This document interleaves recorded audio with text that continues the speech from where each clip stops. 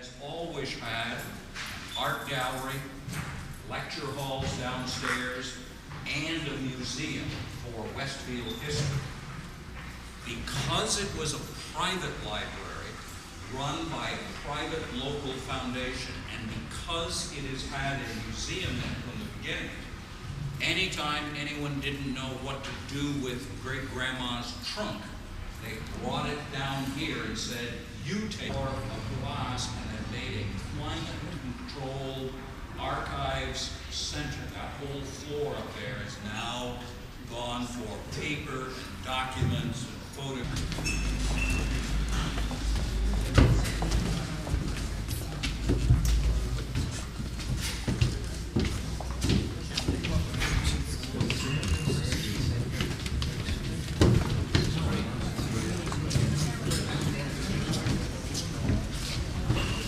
First reopened this museum, there were simply two bare bulbs hanging, and the skylight was the light. Now, when they designed it, if you notice in the fireplace, there's a little spot of light. There were windows at this end, but at the time that they built it, someone said, well, I know of this 1740s colonial house they're tearing down, and wouldn't it be wonderful to have that? And so they brought the kitchen up and put it over the windows.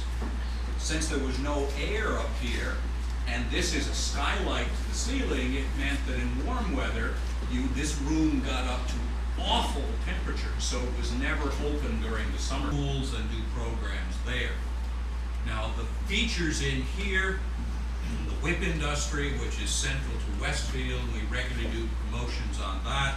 We have photographs of that industry, both inside the factories and out. We have numerous samples of the whip community nonprofit. This is where the English as a foreign language classes are held. They're held here. This is where various other community groups, they hold their meetings. So we have people working on that bike path project regularly meet in here because we have the canal documents. And that. The noise? Yeah. The noise. Yeah. It's the snap that's the important part. That's why that machine was so important, and that's why the whip industry was here in Westfield, because Westfield invented the machines that made the snaps and did the plating around the outside, because the core of the whips is ugly. Nobody's going to pay anything for that, but you wrap it, and Westfield invented the machines that did the plating, and it invented the machines that made the snaps. As I tell the kids, think how big a horse is. You go hitting a horse with this, and the horse is going to smash your buggy and run away. But the horse learns that means go. And then the other thing you do is very simple, and I do this with the kids. I say, you're in the back of the horse, and you get over there, and you're braver than most kids are. Right, no. Because usually what you do is you pull away. That means the horse goes that way. And then you come over on this side. You tickle their ears. You tickle their ears.